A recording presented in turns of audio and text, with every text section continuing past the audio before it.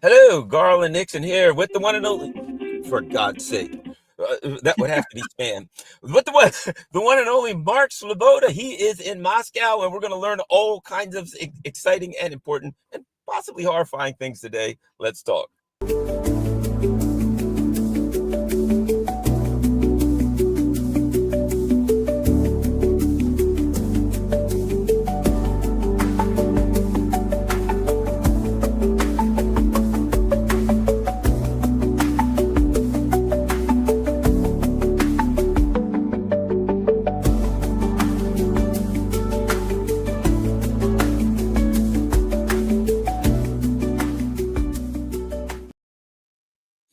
Hello, Garland here with the one and only Mark Sleboda. Mark, tell everybody where they can find you online and follow all your good works or evil works, depending on how you want to see it. Yeah, I'm fine with the black hat, so I'm chill with that. You can follow me on Elon Musk's Twitter X at Mark Sleboda1, and on Telegram and Substack at The Real Politique with Mark Sleboda. Sounds good. Mark, a lot of weird stuff going on right now. Here's what kills me. Bloomberg has this unbelievable announcement that there's a discussion and that the Americans are proposing just possibly that maybe the Russians will be allowed to keep some of the ground that they have given great blood and treasure for. That maybe, in our magnanimous ways, in our friendly and wonderful ways, we may allow the Russians in this negotiation to keep something. And let's not forget something. A while back when Keir Starmer said, well, we've got to get this ground back from Russia, Donald Trump said, you try to take it from them. At any rate, your thoughts on this circus shit show, let's be honest with it, where there's some pretense that the U.S. is still in charge of everything and that Russia is somehow negotiating with a belligerent in this conflict that's pretending like it's some kind of an arbitrary, like it's some kind of an uninvolved, person who's trying to fix things, group who's trying to actually make things work out right. Mark. Well, I would just say that Vladimir Vladimirovich Putin is so lucky that Trump, he is so generous. He's so generous that he's thinking about allowing Russia to keep the territory that they have taken so far in Ukraine. Well, that's so magnanimous of him. I'm truly grateful myself and for all of my family in Crimea and Donbass and Kharkov and Odessa. I'm sure they'll be very glad to hear it that Trump is granting Russia that privilege. It's an offer. That's the way they have it. Washington offer. U.S. proposes leaving former Ukrainian territories under Russian control. That's just a proposal. We don't know how it's going to work out. I mean, the U.S. may change their mind next week and say, nah, you can't have it. Yeah. Leaving them under Russian control is not the same as recognizing that they are part of Russia, that Russia has taken them back with blood and steel. That referendums were held, and the majority of the people who are Russian speaking, a large portion of them Russian ethnic, and shall we say in the scope of this context, Russian leaning, voted in referendums to get out of the crazy Banderite putsch dodge, get out of Ukraine and rejoin Russia.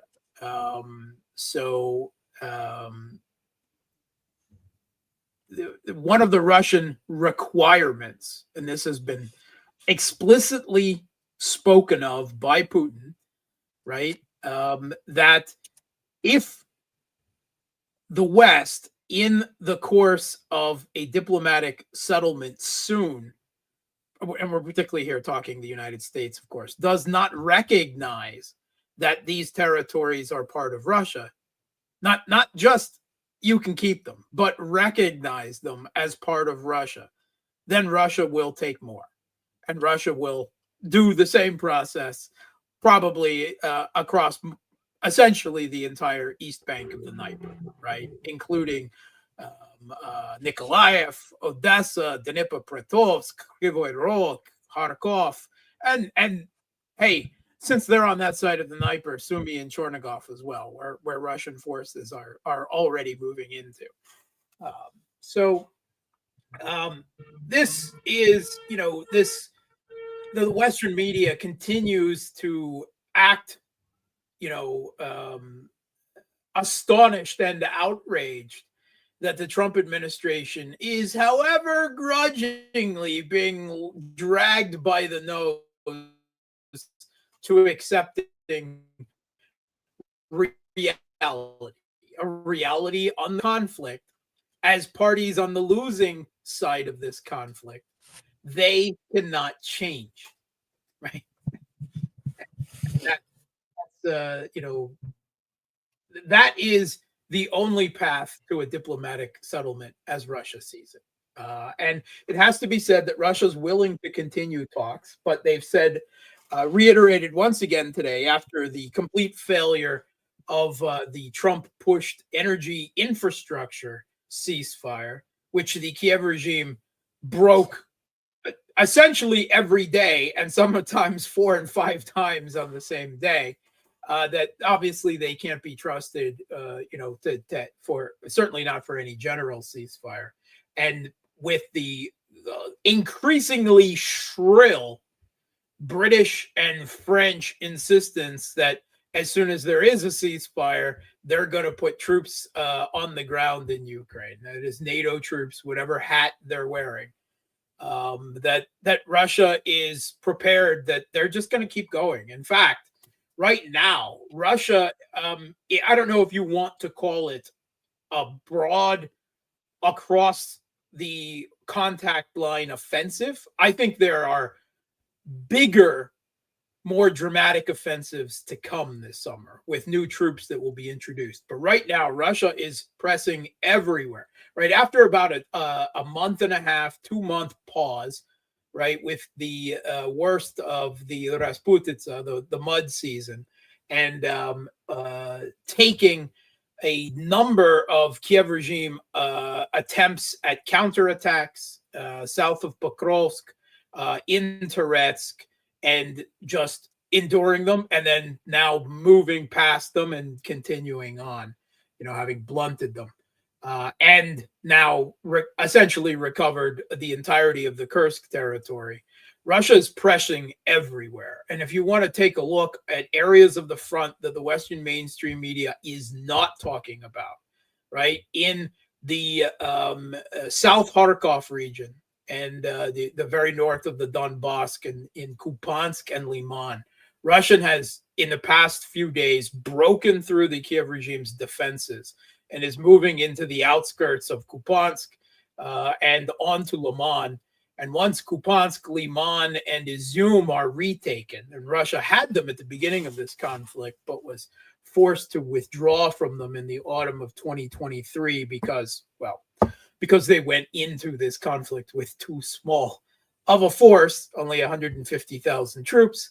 And they were lulled along for whatever reason with the Istanbul attempt at a peace settlement, that the Kiev regime not only got shipments of Western arms, but began the conscription as well, while Russia was not doing anything. And we'll leave that in the past.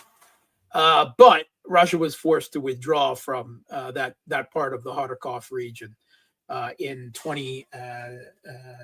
the autumn of 2022. Sorry.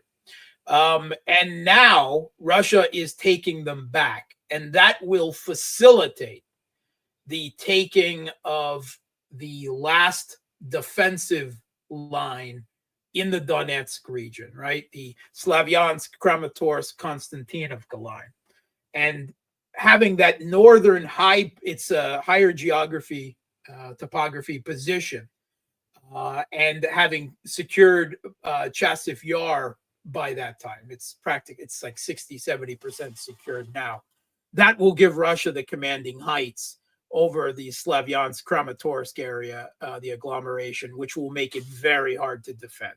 And Russia is already moving into the south of that agglomeration, into Konstantinovka now, right? They're effectively beginning the battle for Konstantinovka, moving out of Toretsk into that area right now. On top of that, Russia has broken through defensives just to the south of Orehov in the Zaporozhye region. That's Orehov is the town or small city that the Kiev regime launched the NATO planned 2023 summer offensive towards the south out of. And now Russia is taking that town. And once Orehov is taken, that will be then moving on to Zaporozhye city itself. Right. So from the center, right, big movements in the Donbass region to the south in Zaporozhye, and then also into the north. Russia has, finished up these last holdouts in the Kursk region and is now moving into Sumy and building troops up on the border a little bit further to the west in the Chernigov region, just north of the Chernigov region of Ukraine as well. So everywhere, Russia's moving on the contact line in a big way. And we've heard from Rubio several times that we will hear in the coming weeks and days whether Russia is really interested in peace. What he's really talking about is the beginning of the Russian offensives. And now just today, or in the last 24 hours, he has come out and said that if progress on the peace settlement is not made in the coming days, then the U.S. may move on, which is what I think, have been talking about for a long time. The question of whether Trump, seeing no good options, right, would either double down and recommit to the Biden policy of supplying arms and sanctions, no matter how that did not ultimately, change the destiny, just increase the cost for Russia, or if he would have the political will and expend the political capital to wipe his hands of the whole affair, say, I tried, they don't want peace, it's all Biden's fault, whatever, whoever else he wants to blame it on. Never mind that he also brags about being the one who sent Javelin missiles that killed Russian tanks to Ukraine, and they had all these sanctions. We'll leave that all in the past, right? Because Trump doesn't do 15 minutes ago. Yeah. Well, Mark, here's let me throw this at you too. What is going on here? And I think where we started is the U.S. is trying to pretend that they're an arbitrator, right? That they're an outside arbitrator when they're a belligerent, right? Because depending upon that gives them their options. When he says, if we don't get this, then we'll do this. The reality is this. They're not acknowledging their options are limited. They still have to take the position like we are the omnipotent, unipolar force in the world. Therefore, we can do anything we want here. You have to do this. You have to do what we say. If Russia doesn't do what we say, we'll just walk away. Well, hell, Ukraine won't even do what you say. Ukraine, I'd say this. It's not that. It's far worse than if you make a deal for attacking energy infrastructure that Ukraine violates the deal. It's far worse than that. Ukraine deliberately does things to demonstrate that they're not going along with the deal. It's not just a violation of the deal. It's if you say, okay, we've made a deal, we're not going to do energy infrastructure attacks. Ukraine say, okay, we got to do 10 a day. We got to do 100 a day. We got to demonstrate to them that we ain't listening to them. They got to go out of their way to demonstrate with you. They won't listen to you. So the Rubios of the world can't acknowledge that their options are limited both by what the Russians will accept, because the Russians are in the kinetic driver's seat, shall we say, but also by what their so-called allies will go along with, because the Ukrainians ain't going to do it anyway. And at the same time, the French, Germans, UK, etc., are doing everything they can to thwart anything they're trying to do. And that's the weight on the options that the U.S. cannot really acknowledge, because all of those things, the fact that you can't force the Russians to do anything, the fact that the Ukrainians won't go along with whatever you say and they won't listen to you, and the fact that the UK and their allies are also not going to go along with you, demonstrates that you're no longer the unipolar hegemon. Mark. First of all, let me just compliment you on that incredibly poignant turn of phrase, the kinetic driver's seat, as you say that, literally from the driver's seat. It's just, I love it. Digging it. All right. So, yeah, but I mean, it's entirely accurate, of course. And let's be frank. Zelensky right now, first of all, of course, he doesn't agree with any, diplomatic, any ceasefire, any diplomatic process as things stand now, right? Again, he is refusing to accept defeat yet, right? Like the Europeans. The U.S. has quietly acknowledged it and is trying their best, if they can't force a diplomatic deal that favors them on Russia, then it appears that they're increasingly creating wiggle room for them to back out carefully, right? And Russia is perfectly content for the moment to let the Trump administration pose, right, as if they're not the losing side of this conflict. That that he, however much he re-inherited this proxy war, right? But if his intention is to walk out of it, to back out of it, then I think Putin is content to let him pose, as with the understanding that Russia is not at all going to grant any concessions in settlement terms over that. They're going to allow Trump to save some face, right? And say, I tried, blame it all on Biden, whatever it takes. That way, that Putin will let him have that, right? If his commitment is indeed to walk away from this, right? Which is, I think, for everyone involved, probably the quickest route to the eventual end of this conflict. And Zelensky, of course, will not agree to any terms that are not on some type of Ukrainian Kiev regime victory, which, he's still living in delusional land.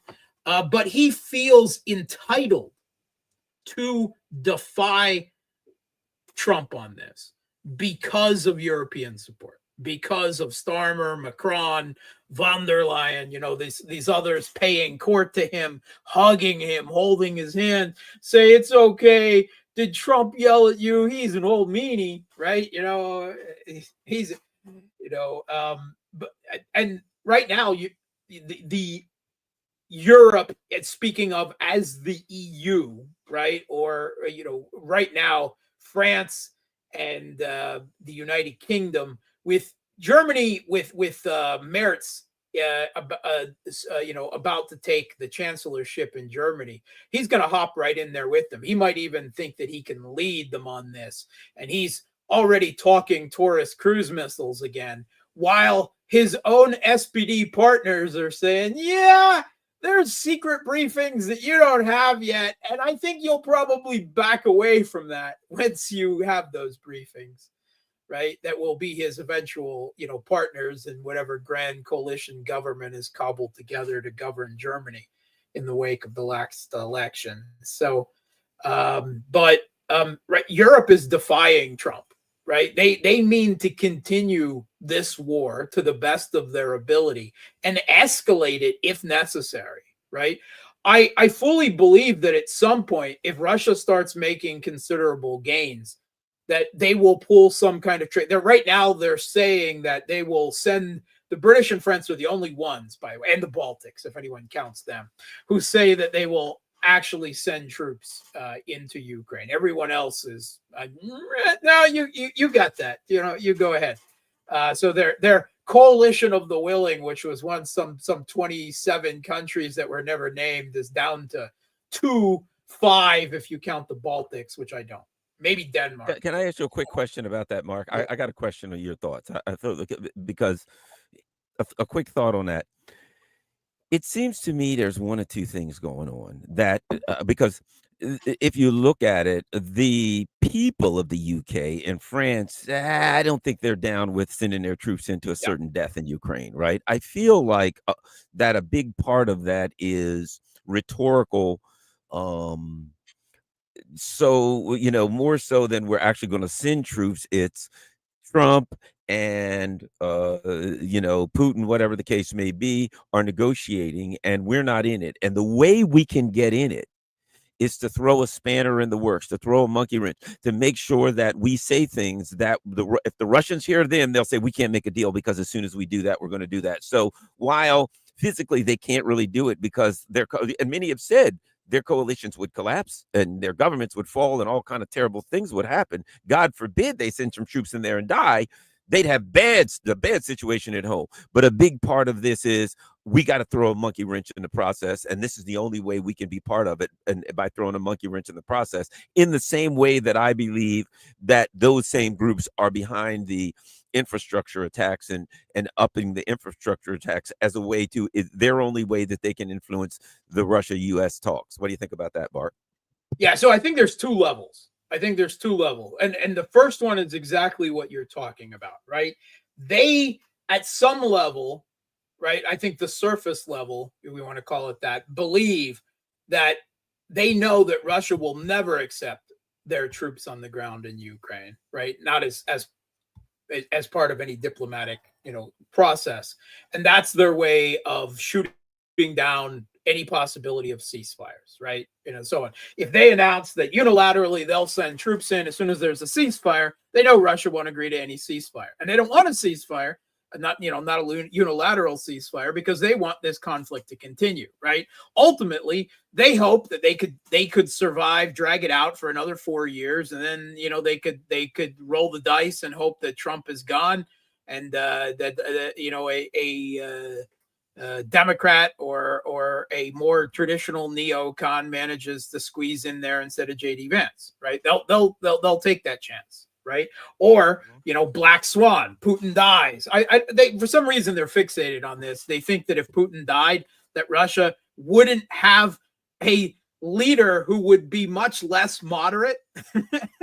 Boris Yeltsin would awake from the dead, grab a bottle of vodka, and call Trump and say, "Here I am, take whatever you want." Yeah, I mean, they've been fixated. Putin's been dying of everything under the sun. Eventually, they're going to be right. One of these decades, Putin is going to die, right? And one of the, Alzheimer's, cancer, heart attack, you name it, Putin has been diagnosed with it, right? By these, quacks and tabloid media in the West. I don't know. He looks a lot fitter than I am still. And anyway, but I would have to say that if Putin disappeared tomorrow, Russia would have a less moderate leader in no time at all, right? Less willing, less cautious, less willing to appease the West, because that is the mood in Russia. And the West chooses not to believe that. Again, that's their delusional world. They have this fixation with creating a caricature of their opponent's leaders, and then pretending that the entirety of the country is just that person that they caricature. And if that person's just gone, then then that will be the end of everything. Well, that's not true at all, of course. But yeah, that's the first level. The Europeans, do believe that. But I do believe that Starmer and Macron really would send troops in. Now, we've heard from the Telegraph that British generals, right, have, British brass have spoken to the Telegraph anonymously and said all of this by Starmer is political theater.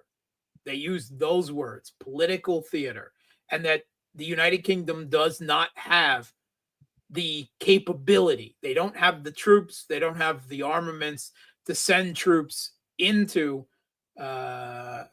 Ukraine, even for a reassurance force behind the lines, much less something on the contact lines that would actually have to fight Russia. They were, anonymous, but they spoke to the Telegraph and were quite clear about this. It's quite clear that Starmer is living in the same delusional mental space as Zelensky, and they're still operating under the belief that their troops are superior, and if the British troops, the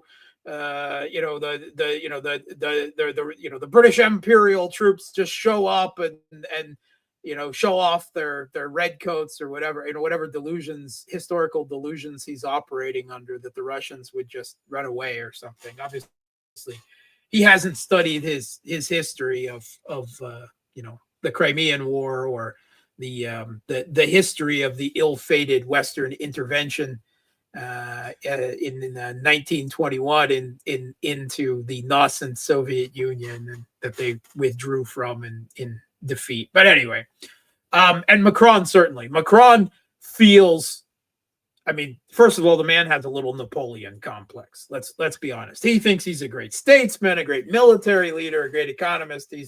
He thinks he's great in everything. It is only in a room with Trump that Macron doesn't look as arrogant and self-aggrandizing and egotistical as he is, right? It's only in a room with Trump that he appears less so. But I do believe that Macron also is one of these ideologicals that would send troops in. Particularly, they're really hot on Odessa. They are going to save Odessa, a Russian city founded by Catherine the Great, with a Russian-speaking majority. They're going to save Odessa from Russia. They're committed to that, and save a Black Sea in a port for the Kiev regime. And they keep talking about this and keep talking about this. They've got troops across the border in Romania that are supposedly geared and logisticked up for this. Now, let's be frank. If the British and French put troops into Ukraine at some point down the line, and they may do it, right? If Russia starts breaking through everywhere, right, in a bigger way than they are now, then they may do that. Again, this would be a human tripwire force. It is a token force. One, they hope that the Russians simply won't attack them because NATO. Right? Never mind that Article 5 wouldn't really apply anyway, and Article 5 is vague and non-committal actually anyway. But they still they believe that the American establishment would put pressure on Trump to do something if their forces were attacked. Right? They never mind what Trump says. Never mind all the evidence. That Russia will attack them. They inhabit a delusional headspace where they don't want to see things that way, right? They're still refusing to acknowledge that reality. I would add one thing. I would be willing to bet that they have allies inside the United States, a neocon contingent, which is very large, who's telling them, if you do that, we'll put all the pressure on. You don't worry. You do that, we'll put all the pressure on Trump. We'll go to Congress. We'll make it happen. You go ahead and do it. So that inside the U.S., they have their alliances that are telling them, go ahead and do it. And you not just in the U.S., but I would say within the Trump admin. Oh, yeah. Within the Trump team. Waltz and and Kellogg and others, absolutely, possibly Rubio, right? Most likely Rubio, I believe that Britain and France and the Baltics would do it, right? And here's one of the ways they would do it. If Russia starts breaking through everywhere, then the Zelensky could proclaim a unilateral ceasefire, right? That would mean nothing, but then the British and the French would use that as the rhetorical trick to put troops in, right? Even if, Russia, of course, wouldn't follow it, then Russia would be the aggressor, right? They could paint things that way. And then, we're in a crazy rabbit hole because, of course, Russia is going to hit them, right? And one of the reasons why Macron has become such a obsessive anti-Russian, right? First of all, Russia has repeatedly hit French officers in Ukraine, right? He's hit them with Iskanders, with ballistic missiles, with other things, right? Second of all, Macron and a significant part of the French military establishment apparently blames Russia for the French being kicked out of the Sahel and much of the rest of Africa over the last few years, right? By countries there that are getting tired of this neo-colonial role and the lack of security and the political interference. And I actually don't think that's the case. I would be happy to admit it. I think Russia is quick to take exploit the opportunity and offer their services, right? But I think it is more that the African countries that were seething under neo-colonial rule have been inspired by Russia defying the West. That's why you see Russian flags flying in Burkina Faso and other countries in the Sahel and other parts of Africa. It's not because Russia has intelligence agents on the ground helping them. It's simply they see the inspiration. Now, once they're kicking the Westerns out, and they've got governments in place that are anti-Western, then Russia is quick to say, "Oh, you want security? We can provide security. Meet Wagner 2.0, right? Or whoever they're talking to now. They're quick to exploit the situation." Additionally, I would say this: he feels that Russia's responsible. Yeah, I'd throw this at you too, Mark. They got to blame themselves also, because, hey, when the cat's away, the rats will play, right? I also think the Africans looked at it and said, these various countries, and said, wait a minute, you got all your equipment, you got all of your stuff over there in Ukraine right now, right? So we see that somebody else will fight you, and additionally, you're busy. You got all of your military assets, your intelligence assets, you got everything over there tied up in Ukraine.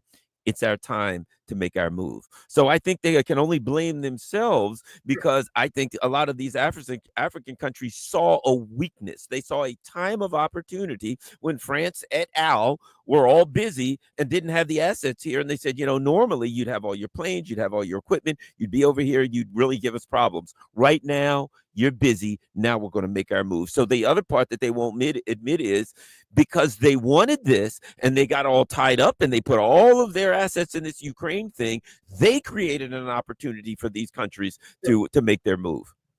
Sure, I think that makes perfect sense, that they saw an opportunity to assert their sovereignty and independence in a way that they haven't been able to before. France, along with the rest of the European countries, has expended so many of a very limited supply of military resources, whether we're talking artillery, shell, everything, that are important for, any military conflict. And this whole thing has also exposed the weakness of Western militaries above and beyond what they have expended, right? The Western media will tell you all the different, but they've exposed how really weak, right, outside of laboratory conditions, that Western weapons are, right? They've exposed what limited supply they're in. They've exposed what bad planning, the military planning that the West has, right? Because we've had all of these pieces out in the past couple of weeks in the New York Times, exposing the role that the U.S. has played directing this conflict out of a military base, Wiesbaden in Germany, right? Not just at the strategic level, the operational level, down to the actual tactical level. They have been sock puppeting this entire thing in every respect. And the British, in the Telegraph a week later, were quick to say, "Oh, we were really involved too. We were right there with the Americans. We were sock puppeting the Ukrainians too," because the British have to can't let their important role in this be forgotten. So if the U.S. was going to claim credit, well, then we'll admit what a role we've played. And but I'm sorry, that exposes weakness. That exposes that Yeah. your military planners, that your military involvement, with all of your intelligence and satellite data and everything, and all of NATO together still can't beat Russia in Ukraine, right? And that's our opportunity, right? So you've got opportunity and you've got inspiration. And I think that explains what we have seen in the Sahel more than anything else. And if Macron and the French military elite want to feel, upset about that, well, Crimea River. Yeah. um, that's something else I wanted to ask you about, and that is, so get your take on it. The Europeans are just like going completely bananas these days. Everything, oh gosh, it's like, it's to me, it's like they've come out of the closet with their fascism. They, had it hidden for a while, and now they open the closet and they're like, here I am. Look at me. We've got Kaja Kallas and Annalena Baerbock and von der Leyen and Merz and all of the progeny of the Nazis back out. So they're dancing around saying we're proud Nazis again, right? They're acting like them. They're going after churches now. They're like in Ukraine, we're able to do the things that we wanted to do, the Nazi stuff, to go after Russian religion, to go after Russian culture, to everything. And now they're going bananas. Two things. They're going bananas over May 9th. You can't go to May 9th. If you go there, you will be punished. And they're now going after religions. And it's some interesting things happening with Serbia and Slovakia and Hungary and coalitions. Anyway, this whole business, Mark, what makes some sense of that stuff, or at least enlighten us on from your view in Moscow? Yeah, I think you're right. I mean, we have to remember, right, the high foreign policy muckety muck of the EU right now, Kaja Kallas, right, is from Estonia. Estonia is one of the countries that fought on the side of Nazi Germany in World War II and still has torchlit Waffen SS veterans who march yearly, right, through Tallinn, and the other Baltic capitals, right, that are with a wink and a permissive nod by the government, approved of as anti-Russian. Right. That's they fought the communists. So, yeah, okay, they were Nazis, but they were good Nazis, right? They weren't really Nazis. Okay, they fought with the Nazis. They might have been fascists, but they fought the Soviets. They fought the Russians. So, that everything is forgiven, and we're allowed to heroize them again. Right. That is the political space that has been created starting with the Maidan Putsch in Ukraine. Right. But now they feel essentially entitled to it in Europe. And it must be said in Canada as well, right, where a lot of these Ukrainian, West Ukrainian Nazi collaborators fled after the war. I mean, that's the whole Chrystia Freeland lineage, right? And also in parts of the United States, where these are that is the Ukrainian lobby, right? The Banderite lobby, that kept alive the Organization of Ukrainian Nationalists, the Nazi collaborator organization from World War II. They kept it alive in Canada, in the United States, right? And when 2014. Really right after independence, but of course they doubled down on first with the Orange Revolution in 2005, and then again with the Maidan. They basically came back, right, and they have been directing U.S. and Canadian foreign policy in this anti-Russian direction, and we see the same thing in the EU. Merz's father was Wehrmacht, right? The new chancellor of Germany, right? Kaja Kallas, her father was also a Nazi, right? And this has become, kosher, right? In Germany, you can't walk around with one of these orange and black ribbons, or fly the Soviet flag, by the way, because that is a crime in Germany to show the St. George ribbon now. right? And similarly, you've got all these anti-Russian political measures, right? You can't show political sympathy. That's hate speech or endorsement of aggression, whatever they want to call it. But it is a cover, if you will, a varnish on this resuscitation of Nazism or Banderism or as long as it's anti-Russian, right? That's the key thing: anti-leftist, anti-Russian. And it has emerged as being, the new anti-Semitism, right? In Europe, to a very large degree. They now feel entitled for all of these things that supposedly are against EU core values: collective punishment of populations, the canceling of Russian culture, the canceling in the Baltics of Russian ethnics being able to vote just because they're Russian ethnic, right? I mean, this is clearly anti-Russian political, religious measures to crack down on the Russian Orthodox Church or the Ukrainian Orthodox Church, which is seen as at one point having been too spiritually connected to the Russian Orthodox Church. Whatever they may say now, they're not 100% loyal to the new Maidan regime. And all of this is now kosher in a way that it never has been before, right? It always had to be kept under the cover now.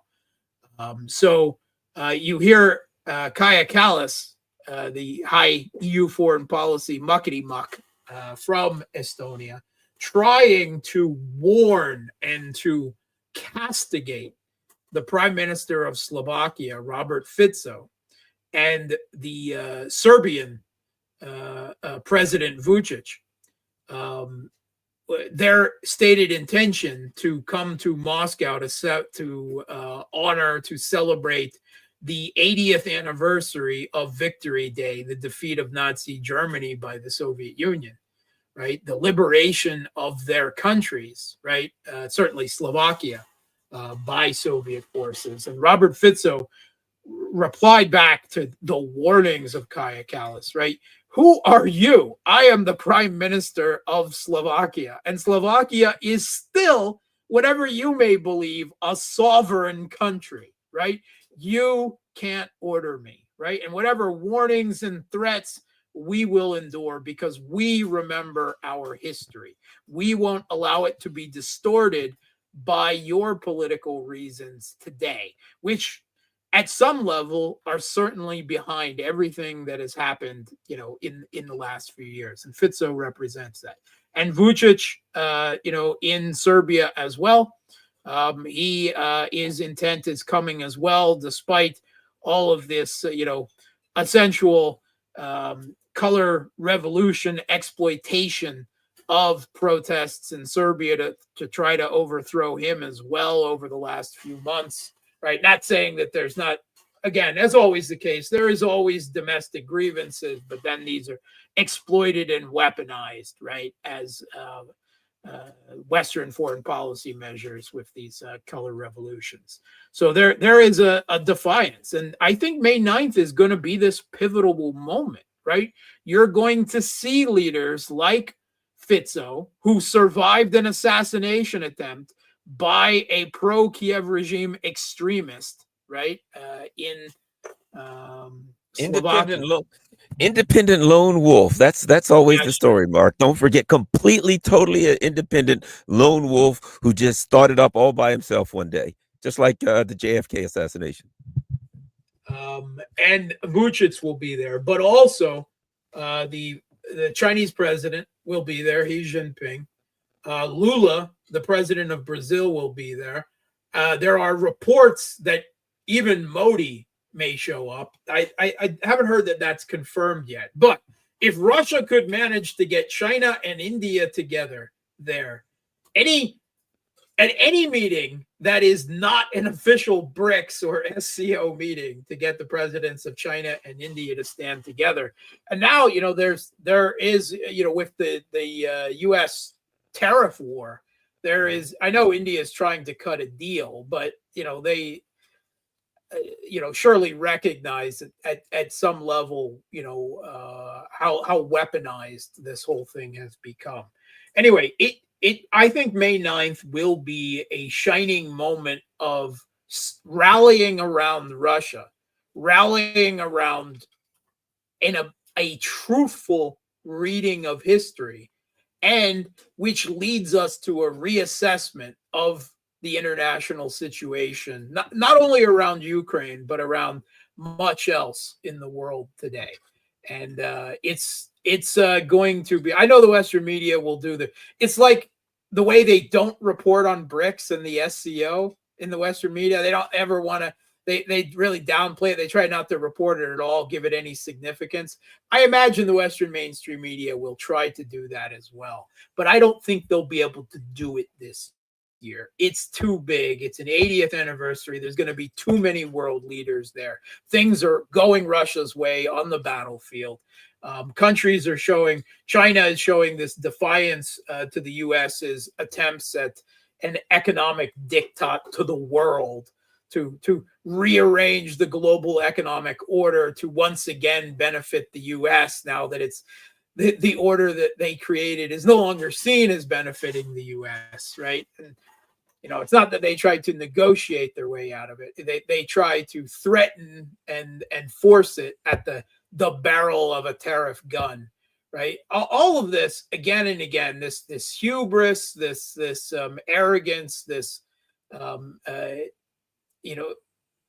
and it gets even more. Trump's economic advisor, Steve Mirren, right, on the Council of Economic Policy Advisors, he had a piece out on the White House website, right? So officially endorsed as he is what he was saying about the motivations for the tariff war are official, White House, official administration narratives. That one of the reasons, or even the primary reason for these tariffs, is that the U.S. considers its giant global military with network of bases, right, and their military, and the right to use the dollar as a global reserve currency as global public goods that the U.S. provides. It is a privilege to be invaded by the U.S. and to have a military occupation base, right? It is a privilege to be forced to use the dollar. And if you even think about creating another alternative, Trump will destroy you with sanctions and tariffs, as he's promised, right? And it allows the U.S. to run up a $37 trillion national debt. But it's your privilege to use the dollar. And the tariffs are the instrument by which the rest of the world will be forced to pay for those two global public goods that the U.S. provides. So Trump has recognized that the pursuit of hegemony and primacy is too expensive for the U.S. to maintain. But at some level, he is unable to get rid of it. And this is their way of continuing that by forcing the rest of the world to pay for their repression, their military repression and economic control with the dollar. That's how arrogant these people are. That is the hubris, hubris before the fall, because the rest of the world is well aware of this now. And as this whole situation has shown, not just in Africa, every opportunity that they get the room to defy, to resist now, they do. I look at I agree with you on every point there, and I also would say this: I kind of now, after listening to you, I do see May 9th. I do see why Europe is freaked out by May 9th, Oh because yeah. in a way, it's kind of an informal celebration and ushering in of multipolarity and of BRICS. The BRICS leaders will all be there. There'll be, dignitaries from all over the global south there. So they're going to be furious because anybody, what they always use the word legitimacy. You're going to give basically multipolarity and Russia's right to have a voice in the world, legitimacy, which they don't want to do. So this is kind of like a celebration slash ushering in of multipolarity. Therefore, might I add, to the ugly part, because they're so big on PR, I would expect that they're plotting their evil works, be it some kind of a false flag, I was some just kind gonna of a say that right terrorist there. act, some kind of a A offensive, drone something attack, a terrible. terrorist Yeah. bombing in Moscow on May 9th. Yep. I was, as you're talking, and I was gonna jump in. You're on the same brainwave with me right there, Garland. I was waiting for you, and you ran right into it yourself. That is, I would say, a very high possibility, right? There is probably some voice of sanity somewhere distant in the back of Zelensky's head saying, a whole lot of the world leaders there, that would be really stupid to try something on that day. But the insane emperor voice that dominates him is going to be, I hate Russia. Do it, do it, do it. China, Brazil, they're all friends with Russia. Do it. I would bet that it is certainly a real possibility. And I mean, obviously Russian security, counterintelligence, will be taking measures. But the truth of the matter is that there are millions of Ukrainians in Russia, right? And it is far too easy for the Kiev regime to get people, even Russians, right? Russians who are Nazis or, just poor and desperate people who will do anything, who are completely, removed from any type of social community. There are people like that in every country who can be exploited for money or influence or blackmailed, right? They demonstrate this type of stuff all the time. They're able to pull off these low-level sabotage and type attacks. They can certainly attempt to do something for May 9th. But let them, if they dared to do something on May 9th like that, if they dared to try to attack that, that's it. There would be no more Ukraine because the Russian people would accept nothing less than, right? Because that would be seen, right, as the ultimate embrace of Nazism, of Banderite fascism, of rejecting the May 9th defeat of Nazi Germany by the Soviet Union, right? And endorsing the opposite, right? That's the way it would be seen. And this is happening as right now Azov is expanding in power and influence in the Kiev regime, in the Kiev regime's military, and has declared cores now with the a crazy attempt in the middle of this conflict to reorganize the Kiev regime military in corps along U.S. lines. And Azov is the first one, right? And they have an expanded military corps now of multiple brigades. And, draw all the parallels you want to this with, the expansion of the SS in World War II, particularly towards the end of the conflict, right? The ideological dimension. And this comes at the same time as the Kiev regime is getting increasingly desperate in terms of manpower. They launched a program to try to lure 18 to 25-year-olds, right, who are not technically under conscription at the moment, to join the military voluntarily with all of these benefits, a kind of a modern ad campaign, to try to convince them to do it. A $24,000 signing bonus, right? a commercial explaining how many Big Macs that would buy at McDonald's. It's just absolutely bizarre stuff, right?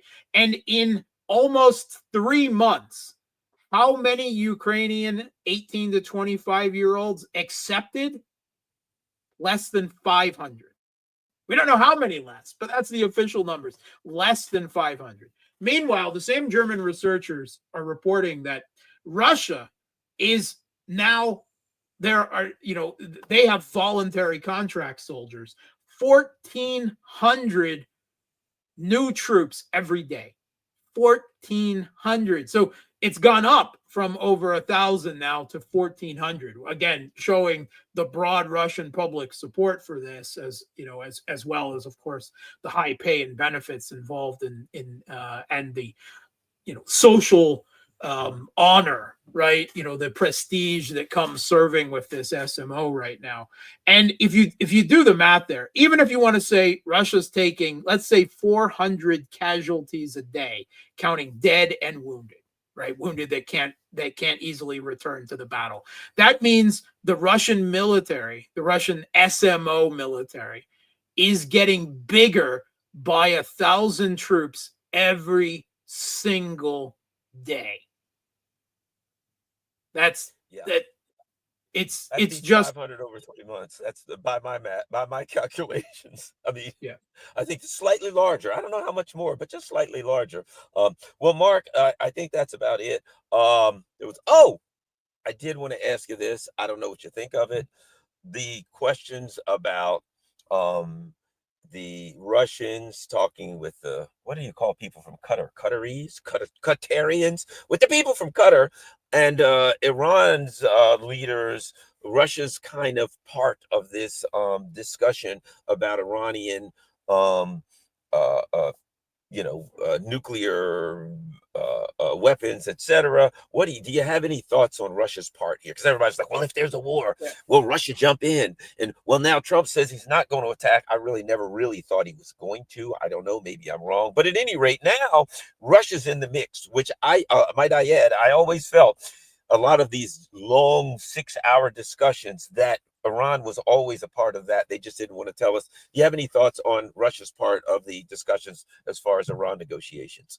Yeah, so I mean, the Emir of Qatar was just in Russia, and they had all the pomp and ceremony and some Qatari couple billions investment in the Russian economy and everything. And this is the Putin administration's pragmatism, right? Let's be honest here. Qatar has financed Turkey and the Turkish seizure of Syria with Al-Qaeda and ISIS, right? Qatar has been instrumental in all of this. So, this is the Putin administration's pragmatism in dealing with Qatar in particular. But with regards to any peace process, yeah, I mean, nothing is going to be agreed to by Iran that is not agreed. Russia and China are at the very least the silent partners, right? Both with strategic partnerships with Iran. Iran met with, there was a meeting between Russian, Chinese, and Iranian intelligence and foreign policy before this whole process began. I'm sure Iran would actually like to have Russia involved if any serious diplomatic settlements start. And, Russia is probably still technically on the line that, yeah, it would probably be better if Iran didn't have a nuclear weapon. That's why, as part of the new strategic partnership, right, they are, everyone seems in agreement, building Iran a conventional deterrent to Israeli and U.S. attack, which is an integrated air defense and electronic warfare network, right? So the idea being that Iran doesn't need a nuclear weapon. At the same time, it is Russia that built Bushehr, right, and has expanded the Iranian nuclear program. So if part of any enrichment deal, the U.S. is trying to get Iran to send enriched uranium out of the country, that will have to be to Russia. right? I mean, so Russia is instrumentally going to be involved if there is any deal. And I still think it's very likely that there will be a deal, because at the moment, neither Iran nor the US still wants a war in the Middle East, right? The Trump administration doesn't want to get bogged down there. The Biden administration avoided it too, went to great lengths to avoid it. The only one who wants that war is Israel, Netanyahu. I mean, they keep trying to maneuver it, them and their, their cronies in the U.S., right? The IPAC owned instruments that they have in the U.S. government, and it must be said within the Trump administration. But the U.S. can't afford a war with Iran right now. And the big Achilles heel that the U.S. has is their low number and their low production rate of air defense missiles and missiles in general. But they've expended far too many of them in Ukraine, right? They were already short on Patriots after the Saudi war in Yemen, right? The Saudi-led. And now the U.S. is back and playing whack-a-mole against the Houthis as well, wasting more air defense missiles, trying to protect their ships, trying to protect Israel, and missiles that they're wasting on strikes against the Houthis, right? That's already a huge waste. The U.S. does not have the capability right now in air defense terms to adequately defend their network of bases in the Middle East and Israel from Iran's long-range missile and drone strike capability, which includes ballistic missiles, cruise missiles, and reportedly hypersonic missiles as well. All right, and that's been demonstrated in 2 rounds of Iranian strikes, tit-for-tat strikes on Israel. The U.S. knows, maybe down the road they want war with Iran. They want to overthrow the Iranian government at some point. But like with the Biden administration, this is not a priority for the Trump administration. They want to bluster. They want to bluff. They want to cut a deal that they think they can put a pause, a pin on the Middle East conflict while allowing Israel to ethnically cleanse the Palestinians, right? And I'm sure as part of their deal, whatever they may say about a non-existent nuclear weapons program, which even they admit that Iran does not have, at some level, they are trying to force the Iranians to stop support of the Houthis, of Hezbollah, of Kataib Hezbollah. And it has to be recognized that Hezbollah is in a really bad position right now. Their leadership was wiped out. And now, as part of some type of agreement, the Lebanese government is trying to essentially disarm and disband Hezbollah. There's I think, a little too much assumption in the alt media community that Israel is defeated, that they failed, that, and they haven't achieved all of their goals, right? They haven't destroyed Hamas, but it has to be recognized they've done some significant damage to Hezbollah. And right now, it's an open question if so, in what form Hezbollah is going to survive, the coming months and years. Iran's already lost Syria. Russia, of course, lost it as well, but it was more important for Iran. Iran has lost considerable influence with the axis of resistance already. That makes their strategic partnership with Russia more important to both parties. One, for Iran's protection and for their international prestige and influence, but also for Russia because they've lost their Syria influence in the Middle East. And so they have to double down on their Middle East role through Iran as well. So that strategic partnership between Russia and Iran, the new improved strategic partnership, is more important to both countries than it was before Syria fell to Al-Qaeda, ISIS, whatever you want to call Hayat Tahrir al-Sham, and the Turks, because that's who was behind it. Well, and look, we haven't even gotten into the instability in Turkey, which we'll get to next week. We haven't gotten into the whole the U.S. says to Russia, you're going to have to take the deal that we give you, and Russia says no. Okay, China, we're going to tariff you. You got to take the economic deal, or we'll take you out. China's no. Okay, Iran, you have to take the deal that we give you on, disarming yourself. No. So they're like still, they just can't grasp, but that they're not the hegemon anymore. They And keep might I add, surging up against this Russia, China, Iran alliance, and they can't win in any one place without weakening themselves too much against the other two parts of that alliance. yep. And internally, our economy is, in a precarious position to be, to say the least, to be kind. But so I just feel like ultimately the rot that's going on in the U.S. and it's going to really cripple the U.S. is inside, is internal, because they're really hurting our economy, and the people here are going to get furious and pissed, and we're going to become very, very internally destabilized, more so than we are now. Mark Sleboda, what's that? How will the poor American citizens survive without their Chinese-made iPhones? How can they? we shall find out. Mark, where can everybody go to find all your good works online? You can follow my evil missives on Elon Musk's Twitter X at Mark Sleboda1, or on Telegram and Substack at The Real Politique with Mark Sleboda.